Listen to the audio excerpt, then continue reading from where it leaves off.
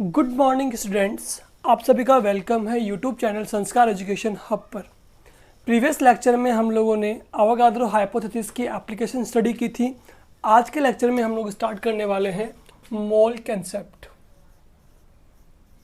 मोल concept यानी आज के लेक्चर में हम मोल क्या होता है, व्हाट इज़ मोल, एंड इससे रिलेटेड कुछ न्यूमेरिकल्स और मोल को हम कैसे अप्लाई करते हैं ये सब सीखेंगे आज के लेक्चर में। ठीक है, चलिए स्टार्ट करते हैं। व्हाट इज़ मोल। सबसे पहले देखेंगे कि मोल क्या होगा। मोल क्या होता है। Mole is the mass of any substance. Mole is the mass of any substance that contain many entities, like वो मॉलिक्यूल हो सकता है, आपका आयन हो सकता है और एटम हो सकता है। ठीक है, तो मोल क्या है। मोल किसी भी सब्सटेंस का वो मास है जो बहुत सारी एंटिटीज को कंटेन करता है, आइदर मॉलिक्यूल होगा, आयन होगा या एटम होगा। सिंपली हम कहें तो मोल क्या है। Mole is the number. क्या है मोल? आपका एक नंबर है जो कितना होता है 6.022 इंटू 10⁻23। ठीक है, यानी अगर आपसे कहा जाए कि आपके पास में 1 मोल बुक्स हैं तो इसका मतलब आपके पास कितनी बुक्स हैं? आपके पास 6.022 इंटू 10⁻23 बुक्स हैं। ठीक है, तो सिंपल लैंग्वेज में कहा जाए आपसे कि 1 मोल का मीनिंग क्या होता है, तो 1 मोल का मीनिंग होता है कि 1 मोल किसी भी सब्सटेंस का वो मास है जिसमें बहुत सारी एंटिटीज़ होती हैं। मॉलिक्यूल हो सकता है, आयन हो सकता है, वो एटम हो सकता है। तो हर एक मॉलिक्यूल, एटम और आयन की जो वैल्यू होगी आपके पास 1 मोल के रेस्पेक्ट में वो कितनी होगी? Always 6.022 into 10⁻23। मतलब कोई भी चीज़ हो आपके पास, जैसे आप कहें कि मेरे पास में क्या है, मोबाइल्स हैं। आपने कहा कि मेरे पास 1 मोल मोबाइल्स हैं, इट मीन्स आपके पास 6.022 into 10⁻23 number of mobile phones हैं। ठीक है, आपने कहा कि मेरे पास 1 मोल पेन है, इट मीन्स आपके पास कितने पेन हैं? 6.022 इंटू 10⁻23 पेन्स हैं। ठीक है, तो किसी भी नंबर को, यानी 1 मोल जो होगा वो इतने नंबर को रिप्रेजेंट करेगा। सपोज दैट आपने कहा कि I have 1 mole of atoms. मेरे पास 1 मोल एटम्स हैं, इट मीन्स कितने atoms you have? How many atoms you have? You have 6.022 into 10⁻23 atoms. ठीक है, तो कितना, अगर आपसे कहा जाए कि 1 मोल कितना होगा तो 1 मोल ऑलवेज कितना होगा? 6.022 इंटू 10⁻23। इस नंबर को हम क्या बोल सकते हैं? अवोगाद्रो नंबर भी बोलते हैं। क्या बोलते हैं? अवोगाद्रो नंबर, जिसको हम सिंपली NA से रिप्रेजेंट करेंगे। A का मीन यहाँ पे क्या होगा? अवोगाद्रो, और N का मतलब यहाँ पे क्या होगा? नंबर। ठीक है, तो 6.022 इंटू 10⁻23 क्या है? ये आपका अवोगाद्रो नंबर है जो आपके किसी भी सब्सटेंस के मास को या किसी भी चीज़ को, किसी भी 1 मोल को रिप्रेजेंट करेगा ये। ठीक है, तो किसी भी एटम, आयन, मॉलिक्यूल, किसी भी सब्सटेंस का मास जो है, अगर कहा जाए कि वो 1 मोल है तो कितना है वो? 6.022 इंटू 10⁻23 है। कुछ भी चीज़ हो, anything you have, book, copy, pen, table, 1 mole का मतलब आपके पास इतना नंबर प्रेजेंट है। फटाफट से इसको स्क्रीनशॉट ले लीजिए।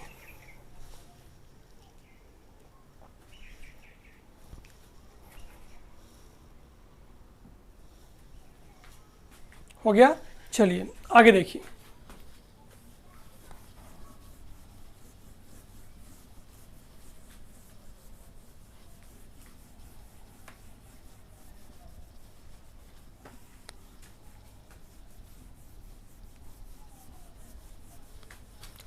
देखिए, अब एक्चुअली 1 मोल का मीन क्या है, इसे हम कैसे अप्लाई करते हैं, इस चीज़ को सीखेंगे। इसको सीखने से पहले आपको मैं एक चीज़ बता देता हूँ। कुछ बेसिक कंसेप्ट हमें सीखने होंगे, वो क्या है देखिए। फॉर एन एग्जांपल, आपके पास क्या है? कार्बन। क्या है? कार्बन एटम है। अब कार्बन एटम में हमें पता है कि टोटल 6 प्रोटॉन होंगे, 6 न्यूट्रॉन होंगे और 6 ही क्या होंगे? इलेक्ट्रॉन होंगे। ठीक है, अगर हम बात करें किसी एटम के अंदर तो वहाँ पे जो सेंटर पार्ट है यहाँ पे 6 प्रोटॉन और 6 क्या होंगे, न्यूट्रॉन, यानी कि न्यूक्लियस एटम का जो है, ठीक है। हमें पता है ये कैसा होता है, पॉजिटिवली चार्ज, बिकॉज न्यूट्रॉन पे कोई चार्ज प्रेजेंट होता नहीं है, प्रोटॉन कैसे होते हैं आपके, पॉजिटिवली चार्ज होते हैं, ठीक है। यहाँ पे आपकी नंबर ऑफ सेल्स होती हैं, फर्स्ट सेल में कितने इलेक्ट्रॉन्स होते हैं, total 2, and the second shell में कितने होते हैं, आपके आउटर मोस्ट सेल में कितने होंगे, 4 electrons. And we know that mass of proton is equal to होता है मास ऑफ न्यूट्रॉन के, जो कितना होता है 1.67 इंटू 10⁻⁻24 ग्राम। अगर हम किलोग्राम में बात करते हैं तो ये हो जाता है 27 kg, ठीक है। तो प्रोटॉन और न्यूट्रॉन का मास क्या होता है, लगभग सिमिलर होता है, ठीक है। वहीं पे अगर बात की जाए मास ऑफ इलेक्ट्रॉन की, तो मास ऑफ इलेक्ट्रॉन जो है वो आपका होता है 9.31 इंटू 10⁻31 kg, ठीक है। ग्राम में बात की जाएगी तो ये कम हो जाएगा आपका, ठीक है। तो अगर हम बात करते हैं मास ऑफ इलेक्ट्रॉन की, तो मास ऑफ इलेक्ट्रॉन जो है वो मास ऑफ किसमें, मास ऑफ प्रोटॉन एंड न्यूट्रॉन से क्या होता है, बहुत लो होगा। तो हम कहते हैं कि जब भी हम किसी एटम का मास कैलकुलेट करें, किसका, मास ऑफ एटम, तो उसमें हम बोलते हैं ऑलवेज कि मास of proton plus mass of neutron, ठीक है। हम कभी भी इलेक्ट्रॉन के मास को कंसिडर नहीं करते हैं, जस्ट बिकॉज ऑफ कि इलेक्ट्रॉन जो है उसका मास क्या है, बहुत लो होता है as compare to proton and neutron के। इट मीन्स इसके मास को हम क्या मान लेते हैं, नेग्लिजिबल, क्या मान लेते हैं, नेग्लिजिबल कंसिडर कर लेते हैं। दैट्स वाई हम किसी भी एटम का मास जब कैलकुलेट करेंगे तो क्या बोलेंगे, मास of proton plus mass of neutron, ठीक है। दोनों का मास कैसा है, सिमिलर है, जो ऑलवेज आपका इक्वल होता है 1 AMU के, ठीक है। AMU का मतलब क्या है यहाँ पे, एटॉमिक मास यूनिट, ठीक है। तो जो मास ऑफ प्रोटॉन न्यूट्रॉन है वो ऑलवेज किसके इक्वल होगा, आपका 1 AMU के इक्वल होगा, ठीक है। तो चलिए मास ऑफ एटम निकालने जा रहे हैं अपन यहाँ पे, किसका, कार्बन का। हमें पता है कार्बन में प्रोटॉन्स कितना है, 6 प्रोटॉन है, प्लस न्यूट्रॉन कितना है, ये भी 6 है। दोनों क्या है, सिमिलर है, मास भी क्या है, सिमिलर। तो 6 + 6 कितना हो गया आपका, 12 AMU हो गया है। तो मास ऑफ 1 कार्बन एटम कितना हो गया है आपके पास में, 12 AMU हो गया है। कितना हो गया है, 12 AMU। तो यहाँ से क्या बोल सकते हैं, what is the value of 1 AMU, तो कहेंगे 1/12 मास of the 1 carbon atom taken as C12, ठीक है। क्या किया अपन ने, यहाँ से 1 AMU को निकाला, तो 1 AMU कितना हो जाएगा, मास of 1 carbon atom divide by 12 हो जाएगा। तो 1/12 मास ऑफ द 1 कार्बन एटम कितना होगा, हमेशा होगा 1 AMU के इक्वल होगा, यानी कि 1 एटॉमिक मास यूनिट के इक्वल हो जाएगा, ठीक है। समझ गए क्या किया हमने निकालना चाहा किसी एक कार्बन एटम का मास। हमें पता है जो किसके होगा, एक कार्बन एटम में इक्वल होता है, एक कार्बन एटम में आपके पार्टिकल्स प्रेजेंट होते हैं, वो होते हैं 6 प्रोटॉन, 6 न्यूट्रॉन और 6 इलेक्ट्रॉन, ठीक है। जब हम इसका मास निकालने जाएंगे तो हमें पता है प्रोटॉन न्यूट्रॉन का मास कितना होगा, ये जो 1 AMU के इक्वल होगा। और मास ऑफ इलेक्ट्रॉन जो होता है वो प्रोटॉन के इन कंपैरिजन में बहुत लो होता है, इसलिए इसको हम क्या मान लेते हैं, नेग्लिजिबल।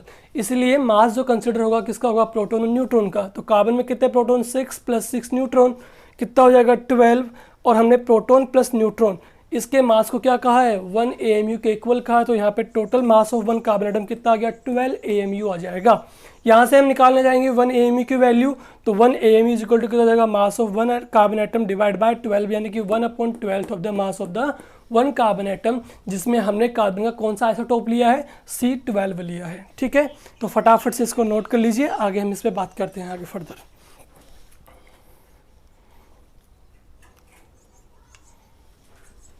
ठीक है, ले लिया आपने स्क्रीनशॉट। अब देखिए आगे क्या बात करते हैं इस पर।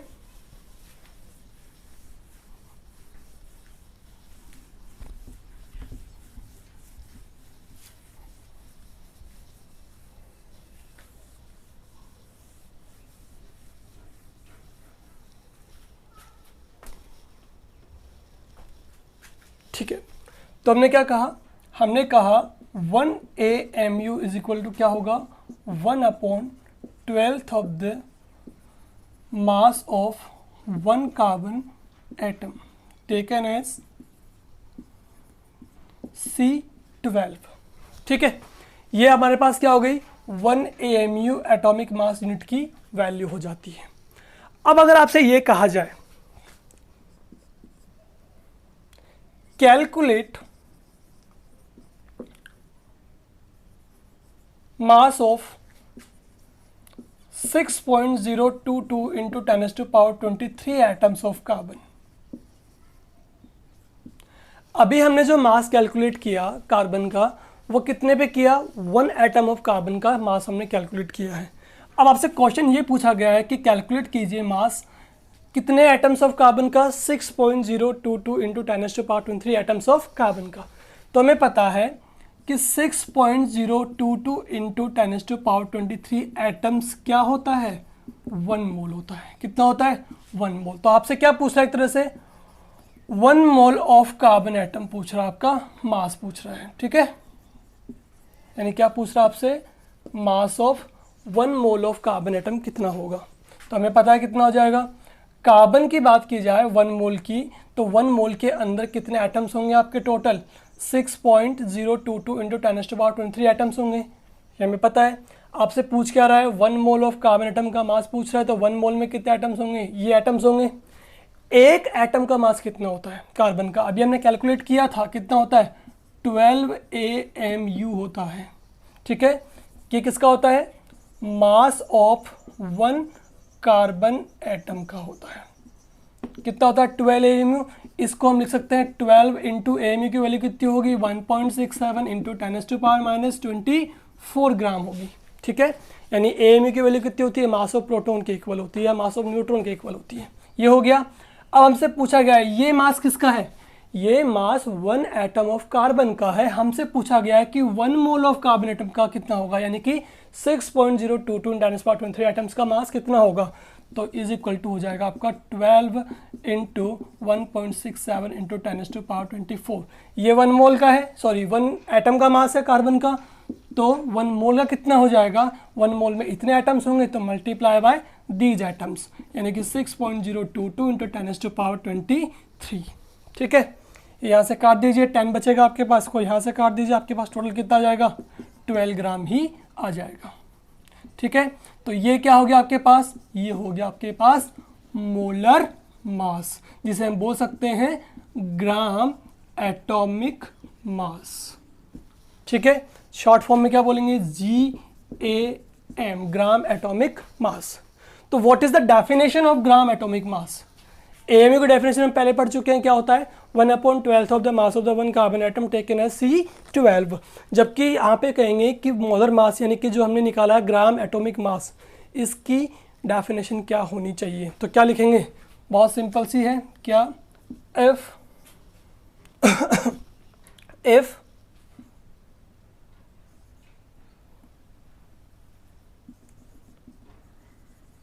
Atomic mass unit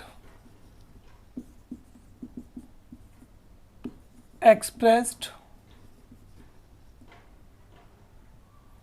if numerical value लिख लीजिए, if numerical value, चलिए मैं उसको वापस से लिख देता हूँ यहाँ पे, क्या हो जाएगा इसका definition, if numerical value of AMU, atomic mass unit, is expressed in gram, then it is known as gram atomic mass units. ठीक है, तो ये इसकी हो जाएगी सिंपल सी डेफिनेशन। क्या किया हमने यहाँ पे, हमने देखा कि 1 AMU की डेफिनेशन कितनी होगी, हमने ये देखा कि 1 एटम ऑफ कार्बन का मास कितना होगा, वो होगा 12 AMU के इक्वल होगा। तो हमने क्या कहा कि अगर वन एटम ऑफ कार्बन का मास 12 AU है, तो 6.022 10 टाइम्स पावर 23 एटम्स का मास कितना होगा? तो हमें पता है ये किसके इक्वल होता है, 1 मोल के, लिख दिया। तो mass of one carbon atom इतना है, तो 12 यानी कि 1 मोल ऑफ कितना होगा, तो यानी कि ये मल्टीप्लाई कर देंगे इससे, तो हमारे पास कितना आ गया आंसर फाइनल, 12 ग्राम ही आ जाता है। तो सिंपल सी बात क्या हुई, एक तरह से सिंपल सी बात ये हुई कि 1 एटम ऑफ कार्बन जो है उसका मास कितना है, 12 AMU है, जबकि हमने कहा कि इसका मोलर मास कितना आया हमारे पास, मोलर मास यानी कि ग्राम एटॉमिक मास कितना आ गया हमारे पास में, 12 ग्राम आ गया, यानी कि 1 मोल ऑफ कार्बन का मास कितना है, ये 1 मोल ऑफ कार्बन का मास कितना आ गया हमारे पास में, 12 ग्राम। तो एक तरह से क्या किया हमने, 12 AMU में से AMU को हमने रिप्रेजेंट किस में कर दिया, ग्राम में रिप्रेजेंट कर दिया। ये तो मैंने कहा if numerical value of AMU, numerical value कितनी है 12, AMU की वैल्यू को हमने किस में रिप्रेजेंट कर दिया, एक्सप्रेस कर दिया ग्राम के अंदर, तो उसे क्या कह दिया जाएगा, ग्राम एटॉमिक मास। ठीक है, तो बहुत सिंपल सा ये लॉजिक है, फंडा है, फटाफट से इसका स्क्रीनशॉट ले लीजिए, फिर आगे हम बात करते हैं कुछ न्यूमेरिकल्स पर। हो गया, चलिए अब देखेंगे अपन इस पे न्यूमेरिकल, जो न्यूमेरिकल क्या है इस पे देखिए फटाफट से।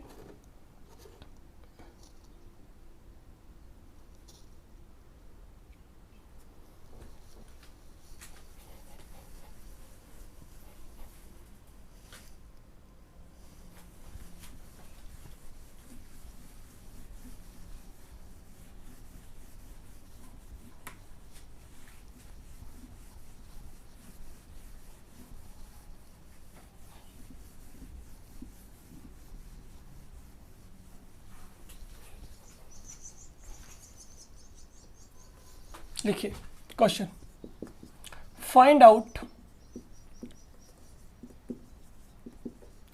Number of moles of nitrogen atom present in 42 gram of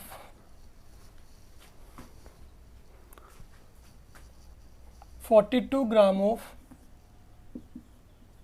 N2 gas.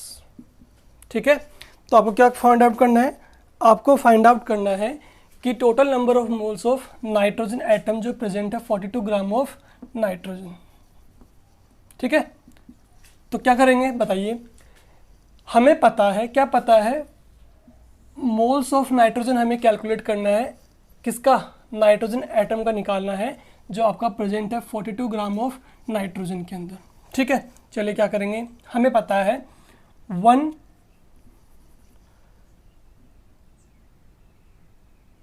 Mass of nitrogen atom जो है वो कितना होगा, 14 AMU हो जाएगा, क्योंकि हमें पता है नाइट्रोजन के नंबर ऑफ प्रोटॉन्स कितने होंगे 7, नंबर ऑफ न्यूट्रॉन कितने होंगे 7, 7 + 7 कितना हो जाएगा 14 एटॉमिक मास यूनिट हमारे पास आ जाता है। ठीक है, चलिए कितने ग्राम ऑफ नाइट्रोजन में, हमें इसका मतलब क्या हो गया, 14 AMU हमारे पास प्रेजेंट है, ये एटम्स का मास।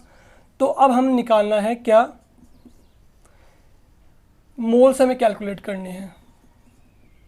इसका मतलब ये हुआ, हमारे पास 14 AMU, 14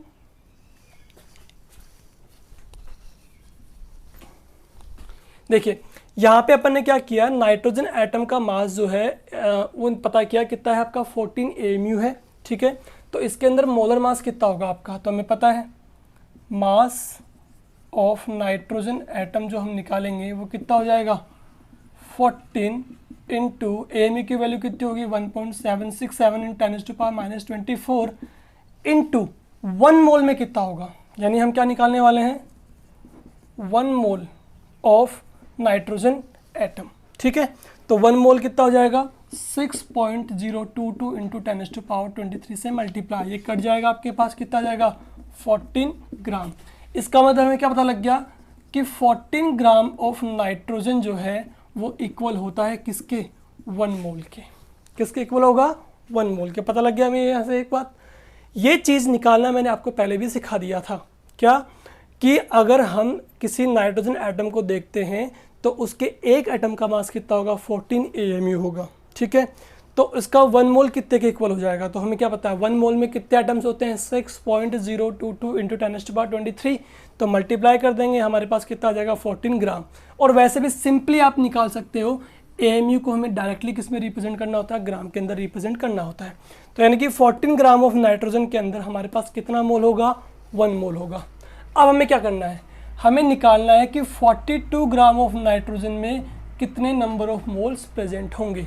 तो you can say then 42 gram nitrogen contain number of moles कितना हो जाएगा, हमारे पास हो जाएगा 41/14 इंटू 42 कितना हो जाएगा 3 मोल्स। क्या आंसर आ गया हमारे पास 3 मोल्स। तो यहाँ से हम एक फॉर्मूला निकाल सकते हैं, डिराइव कर सकते हैं। वो फॉर्मूला हमारे पास क्या आ जाएगा, वो फॉर्मूला हमारे पास आ जाएगा कि नंबर ऑफ मोल्स जो होंगे वो ऑलवेज इक्वल होंगे किसके, गिवन मास हमें कहाँ लेना है, ऊपर, जो हमें पहले से गिवन है वो कहाँ लेंगे अपन, ऊपर। तो लिखेंगे गिवन मास अपॉन क्या आ जाएगा नीचे, मोलर मास। क्या आ जाएगा, मोलर मास, जो कि हमने कैलकुलेट किया था 14 ग्राम के आया था आपका नाइट्रोजन का। ठीक है, समझ गए। तो number of moles is equal to क्या हो गया आपका, given mass upon molar mass. इस फॉर्मूले पे हमने डिराइव कर लिया। यहाँ से क्या हुआ एक्चुअली आपको फाइंड आउट करना था number of moles of nitrogen atom कि कितने हैं प्रेजेंट इन 42 ग्राम। ठीक है, 42 ग्राम नाइट्रोजन के अंदर आपके कितने नंबर ऑफ मोल्स प्रेजेंट होंगे।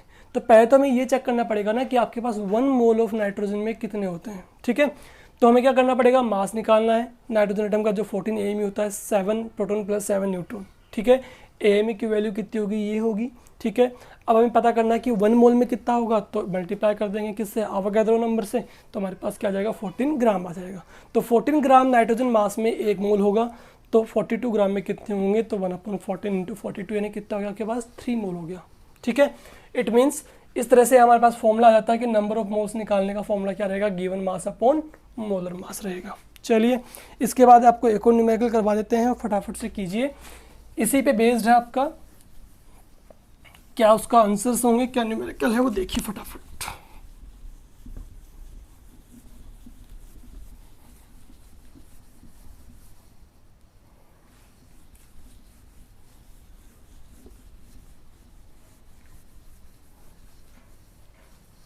लिखिए question,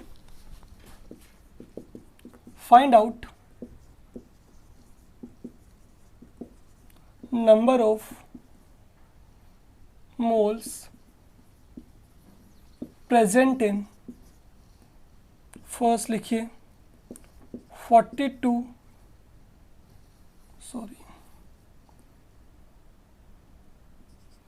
56 gram of nitrogen atom. Second is 64 gram of oxygen atom. Third, 32 gram of sulfur atom.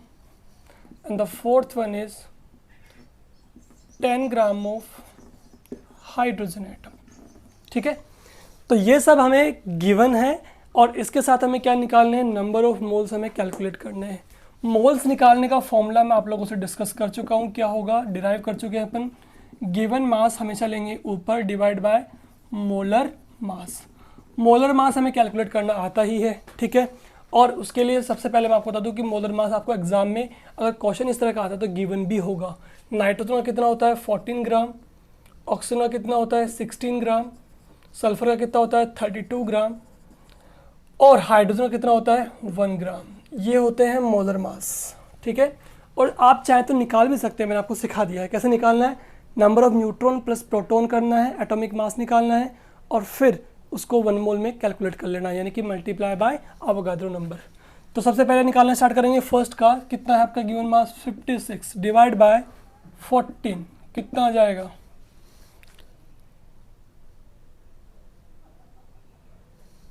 कितना आ जाएगा हमारे पास ये 7 और यानी कि 4 मोल्स। कितना आ जाएगा 4 moles. Second 64 divide by 16, again हमारे पास कितना आ जाएगा 4 moles. Third 32 divide by 32, given mass कितना है 32 ग्राम, और हमारे पास मोलर मास भी कितना है 32 ग्राम ही है, तो कितना आ जाएगा हमारे पास 1 मोल कंसिडर हो जाएगा। और यहाँ पे हमारे पास कितना है 10 ग्राम गिवन है, और मोलर मास कितना है 1 ग्राम, तो कितना आ जाएगा हमारे पास टोटल 10 मोल्स हमारे पास यहाँ पे आ जाएंगे।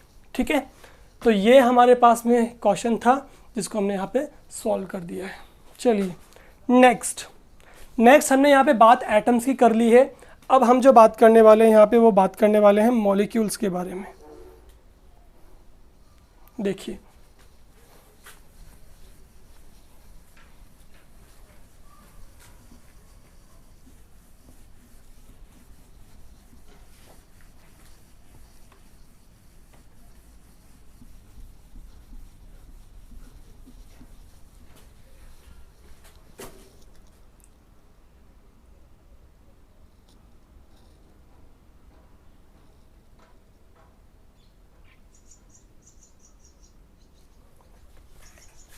चलिए अभी तक हमने जो भी बात की वो सारी किसके बारे में बात की है, एटम्स के बारे में बात की है। अब जो हम बात करने वाले हैं, अब बात करने वाले हैं मॉलिक्यूल की। Suppose that you have given 1 molecule of oxygen. किसका मॉलिक्यूल गिवन है आपको, O2 का। अभी तक जो भी अपने बात की है, जितने भी हमने मोल्स कैलकुलेट किए हैं, सब किसके किए हैं, एटम्स के बारे में किए हैं। तो अब जब मॉलिक्यूल की बात की जाएगी तो आपको पता होगा 1 मॉलिक्यूल ऑफ O2 जो है वो कंटेन करता है 2 एटम्स ऑफ ऑक्सीजन। ये हमने कब पढ़ लिया था, एवोगाड्रो हाइपोथेसिस में पढ़ लिया था। ठीक है, कि 1 मॉलिक्यूल होगा तो उसमें कितने एटम्स प्रेजेंट होंगे आपके, टोटल 2 होंगे। जब बात किसकी की जाएगी, ऑक्सीजन की, क्योंकि ऑक्सीजन की ऐसी स्पीसीज है आपकी डाई एटॉमिक। ठीक है, तो बताइए आपको पता है 1, अगर हम बात करें मास ऑफ 1 एटम ऑफ ऑक्सीजन की तो कितना होगा, हमें पता है 16 AMU होगा। कितना होगा 16, यानी कि number of proton plus number of neutron, 8 + 8 कितना आ जाएगा 16। तो बताइए mass of 1 atom of oxygen is equal to हो जाएगा 16 × 1 AMU की वैल्यू हमें पता है कितनी है 1.67 × 10⁻⁻24 ग्राम। ठीक है, बट अब हमें क्या देखना है, 1 मॉलिक्यूल ऑफ ऑक्सीजन का हमें total atomic mass unit calculate करनी है, या इसका मोल निकालना है हमें। ठीक है, कि इसमें कितने नंबर ऑफ एटम्स या कितना इसका टोटल मास होगा। ठीक है, यानी हमें 1 मॉलिक्यूल ऑफ ऑक्सीजन का टोटल मास कैलकुलेट करना है। तो जब हमें पता है कि ऑक्सीजन का एक एटम का मास इतना होगा, तो बताइए 1 मॉलिक्यूल का मास कितना होगा। तो हमें पता है 1 मॉलिक्यूल के अंदर कितने एटम्स होंगे, टोटल 2 होंगे। तो ये हो जाएगा आपका मास of 1 molecule, mass of 1 molecule of O2। देखो हमने क्या किया, हमने सिंपल सी लैंग्वेज में कहा कि 1 molecule of ऑक्सीजन में कितने एटम होंगे, टोटल 2। तो क्या करेंगे, सबसे पहले एक एटम ऑफ ऑक्सीजन का मास निकालेंगे। निकाल लिया, कितना होगा 16 × 1.67 × 10⁻⁻24 हो गया। अब जब ये एक एटम का मास है तो आपसे कहा जाए कि 2 एटम का कितना होगा, तो मल्टीप्लाई बाय 2 हो जाएगा, यानी कि 2 × 16 × 1.67 × 10⁻⁻24 ग्राम। 2 × 16 को हम क्या लिख सकते हैं, यहाँ पे हम लिख सकते हैं यहाँ पे 32 हो जाएगा। ठीक है, तो ये हो गया मास ऑफ 1 मॉलिक्यूल ऑफ O2 हो गया। अब आपसे पूछे कि कैलकुलेट मास ऑफ 6.022 × 10⁻23, यानी क्या बोल सकता हूँ मैं से 1 मोल बोल सकता हूँ। क्या बोल सकता हूँ 1 मोल, कितने को 6.022 × 10⁻23 को। तो मास of 1 mole of O2 molecule बोल दे। अब आपसे क्या बोल दे, O2 मॉलिक्यूल। देखो पिछली बार हमने क्या कैलकुलेट किया था, लास्ट टाइम हमने कैलकुलेट किया था मास of 1 mole of oxygen atom. इस बार क्या कर रहे हैं, इस बार कैलकुलेट कर रहे हैं मास of 1 mole of O2 molecule. तो बताइए 1 मोल और इंक्लूड हो जाएगा, तो इसको मल्टीप्लाई कैसे कर देंगे 1 मोल से, यानी कि 1.67 × 10⁻24 ये आपके पास है ही, और 1 मोल की वैल्यू 6.002 × 10⁻23 हो जाएगा। इसे कट कर देंगे, आंसर हमारे पास कितना आ जाएगा 32 ग्राम आ जाएगा। ठीक है। अब ये 32 ग्राम जो हमारे पास आया है इसे हम क्या बोलेंगे, GMM, यानी कि ग्राम मोलिकुलर मास। और जो हमारे पास ये आया है इसे हम क्या कहेंगे, इसे हम कहेंगे मॉलिक्यूलर मास। क्या बोलेंगे, मॉलिक्यूलर मास। ठीक है, क्लियर है आपको, ठीक है ना। यानी कि 32 इंटू 1.67 इंटू 10⁻⁻24 को हम क्या लिख सकते हैं, इसको हम लिख सकते हैं 32 AMU भी लिख सकते हैं, क्योंकि हमें पता है AMU की वैल्यू 1.67 10⁻⁻24 ही तो होती है। तो 32 AMU क्या हो गया आपके पास, मॉलिकुलर मास। 32 ग्राम में से हमने कन्वर्ट कर लिया, इसका मतलब क्या हो गया, GMM, यानी कि ग्राम मोलिकुलर मास। तो सबसे पहले डेफिनेशन हमारे पास आती है किसकी, मोलिकुलर मास क्या होगा, तो मोलिकुलर मास क्या होगा, the total mass of all atoms present in a molecule. समझे कि नहीं समझे, कि किसी भी मॉलिक्यूल, जैसे कि O2 मॉलिक्यूल यहाँ पे था, इसमें टोटल एटम कितने थे आपके पास, टोटल एटम 2 थे, तो हमने इसको 2 से मल्टीप्लाई किया था 16 को, तब हमारे पास कितना आया था 32। यानी कि किसी भी टोटल मॉलिक्यूल के अंदर प्रेजेंट, किसी भी मॉलिक्यूल में प्रेजेंट टोटल एटम्स का मास हम अगर कैलकुलेट कर लेते हैं तो वो हमारे पास क्या है, मॉलिक्यूलर मास है। अब दूसरी डेफिनेशन क्या आती है हमारे पास, GMM, ग्राम मॉलिक्यूलर मास। तो सिंपल सी डेफिनेशन ये भी बन जाती है, एक तरह से क्या बन जाती है, देखो क्या है, 32 AMU को ही हमने क्या लिख दिया था, 32 ग्राम, यानी एक तरह से मॉलिक्यूलर मास को अगर हम ग्राम के अंदर रिप्रेजेंट कर दें या एक्सप्रेस कर दें तो उसे हम क्या कर देंगे, ग्राम मॉलिक्यूलर मास। क्या है, it is numerical expression of molecular mass into gram. ठीक है, अगर हम मॉलिक्यूलर मास को ग्राम के अंदर एक्सप्रेस कर दें तो उसे हम क्या कह देंगे, ग्राम मॉलिक्यूलर मास कह देंगे। ठीक है, तो समझ में आ गई कैसे हम किसी भी एटम का मोल निकाल पाते हैं, कैसे हम किसी भी मॉलिक्यूल का भी मोल्स निकाल पाएंगे। ठीक है, फटाफट से स्क्रीनशॉट ले लीजिए, इस पे भी हम न्यूमेरिकल कर देते हैं।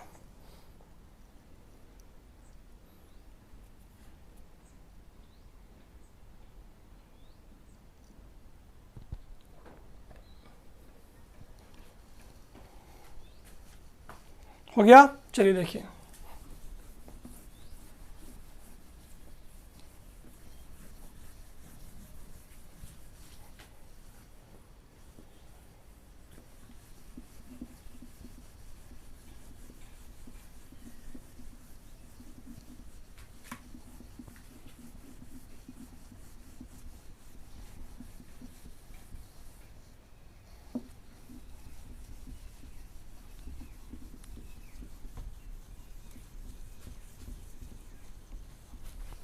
चलिए क्वेश्चन लिखिए,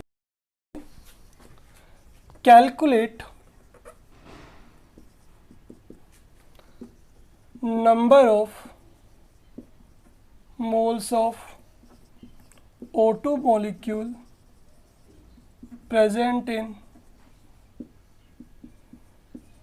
64 ग्राम ऑफ ऑक्सीजन। ठीक है, क्वेश्चन 2 ले लेते हैं यहाँ पे, calculate number of moles of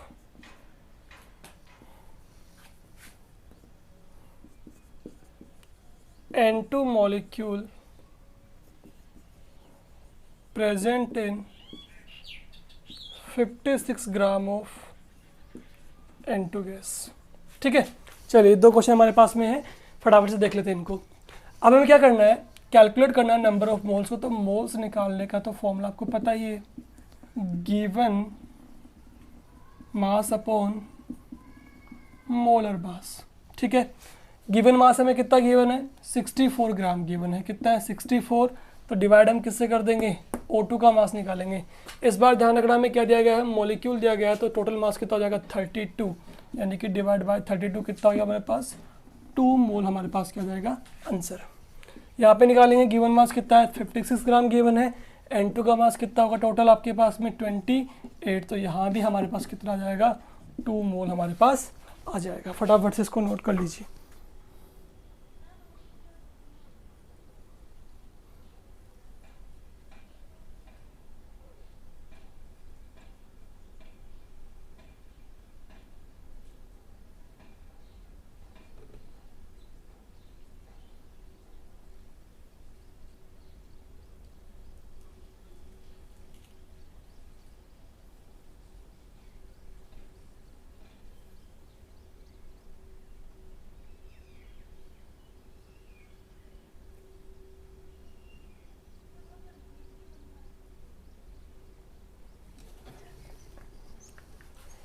हो गया।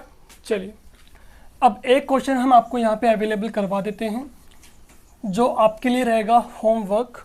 उसके आंसर आपको कमेंट बॉक्स में जाकर के कमेंट कर देना है, ठीक है।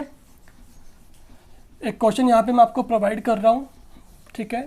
इस क्वेश्चन का आंसर आपको रिप्रेजेंट करना है होमवर्क के फॉर्म में और इसको फटाफट से आपको कमेंट बॉक्स में डाल देना है अपने आंसर्स को। लिखिए फाइंड आउट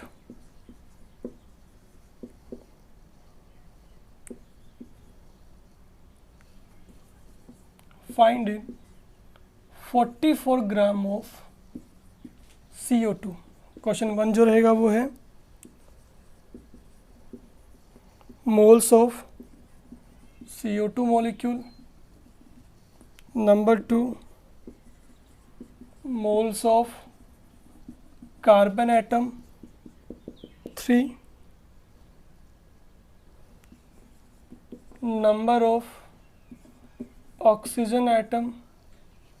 कार्बन एटम निकाल लीजिए, number of carbon atom. 4th mass of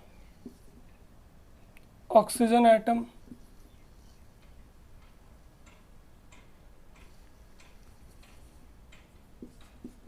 moles of oxygen atom and mass of carbon atom.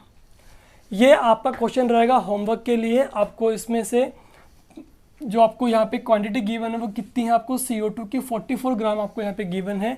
अब आपको इसमें मोल्स निकालने हैं CO2 के, कार्बन के मोल्स निकालने हैं, ऑक्सीजन के भी मोल्स निकालने हैं, number of carbon atoms calculate करने हैं और मास ऑफ कार्बन एटम भी कैलकुलेट कर लेना है आपको, ठीक है। तो ये रहा आपके पास होमवर्क में क्वेश्चन। फटाफट से इसको सॉल्व कीजिए और इसके सारे आंसर जो हैं वो कमेंट बॉक्स में फटाफट से डाल दीजिए ताकि मैं आपको बता पाऊँ कि आपके आंसर सही हैं या गलत हैं, ठीक है। तो आज के लेक्चर में इतना ही। आगे हम फर्दर इसके और भी न्यूमेरिकल सॉल्व करेंगे अपने नेक्स्ट लेक्चर के अंदर, ठीक है। चलिए, थैंक यू।